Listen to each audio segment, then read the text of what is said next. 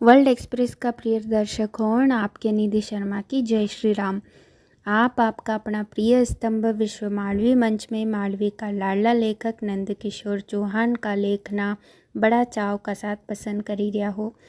आज हम प्रसारित करी रहा हैं उनका लेख, जो कि इन्हीं प्रकार है। आपकी प्रतिक्रिया ना को स्वागत है। अजब थारी कारीगरी। आज की दुनिया में चीज़ का साथे साथे उसकी पैकिंग को भी अच्छो खासो दबदबो रहे।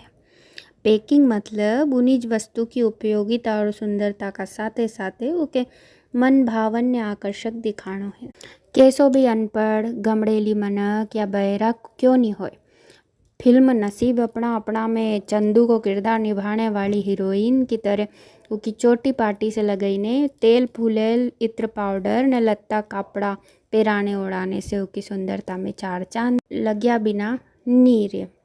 अपन प्रकृति की हींग लागे न फिटकड़ी और रंग भी आवे चोखो।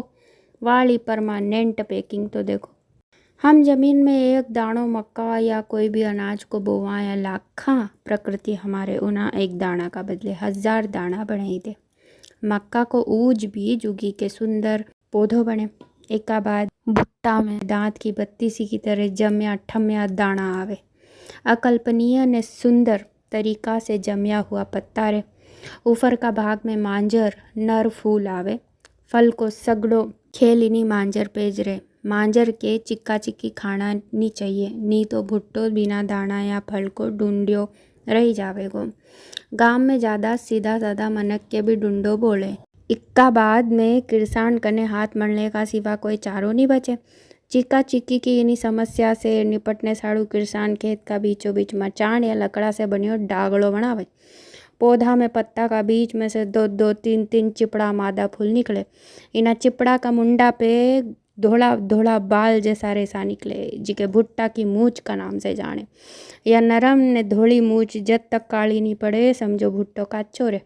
मतलब ऊनी पाके भुट्टा का सूखने पे मक्का का रूप में बीज तैयार हुए। मनक से अच्छी ने 1000 गुना ज़्यादा प्रकृति की सुंदर कारीगरी ने पैकिंग तो देखो।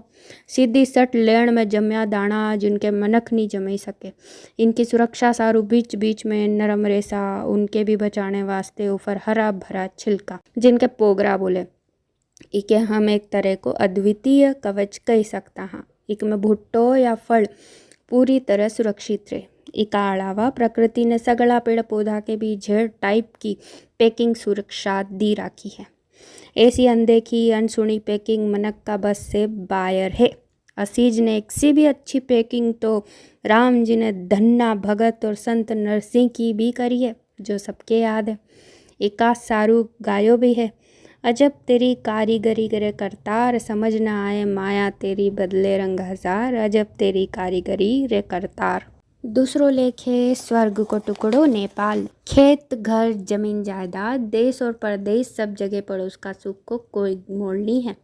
दुनिया में जड़ जोरू और जागीर का तो झगड़ा रहे है। कोई कोई झगड़ा तो नाच न जाने आंगन टेढ़ा जैसा भी रहे।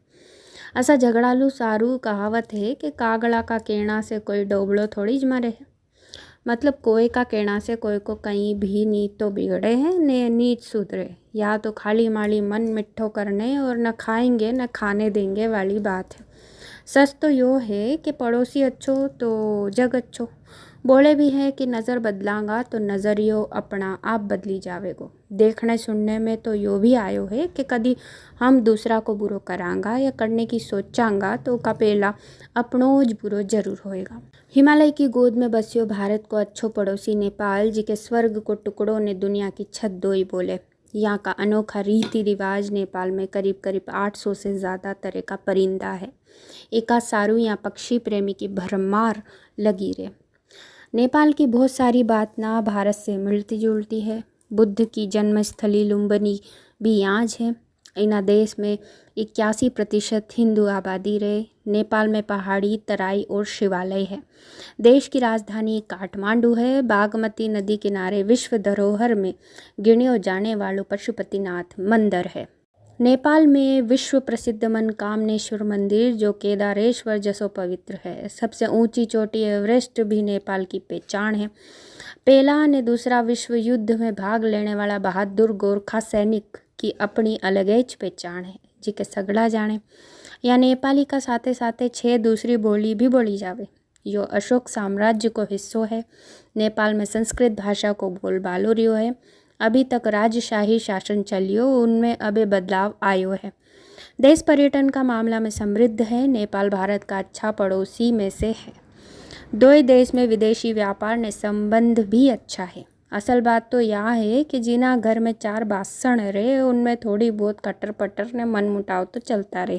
कहने वाला कही गया है कि मरिया बादे स्वर्ग दिखे है, पर जीते जी स्वर्ग का टुकड़ा के देखना हो तो धरती को स्वर्ग नेपाल जरूर घूमी आओ। कह सकता हाँ कि नेपाल धरती को स्वर्ग को टुकड़ों ने छत दो है, होई भी क्यों नहीं। राम जी को ससुराल जो है ने सीता माता को घर भी वहाँ है। नेपाल में आज भी ब्याह की मिट्टी गाड़ गाई जावे। जैसे एक सखी मीठी गाड़ का माध्यम से हंसी करते राम जी के सुने के बोले, राम जी तुम्हारी अयोध्या में तो खीर खाई के बेटा पैदा हुई जावे। इपे लक्ष्मण जी दांत काटते बोलिया, सुनो मिथिला कुमारी, अयोध्या में तो खीर खाई के बेटा पैदा होए, पण तुम्हारी मिथिला में तो धरती हाँके मतलब जोते तो छोरी पैदा हुई जाए। इतरो ज नहीं, प्रसिद्ध भजन गायक मिथिलेश कुमारी भी मीठी गाड़ गावे। राम जी से पूछे जनकपुर की नारी, अरे राम जी से पूछे जनकपुर की नारी, बता दे बबुआ लुगवा दे काहे गारी, बता दे बबुआ।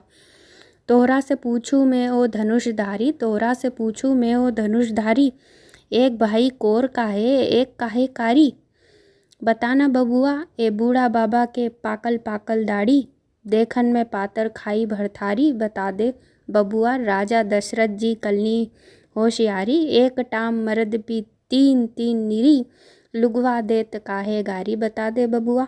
यो मत समझो कि मिठी गाड़ खाली मैथिली में दी जावे है। अरे भैया इना मामला में अपनो मालवो भी कम थोड़ी च पड़े। देखो, क्यों हो बेवजी भूखा हो खिचड़ी रंधाड़ा, आधा चोखा आधी दाल आधी है गदड़ा की लाद, खिचड़ी रंधावा।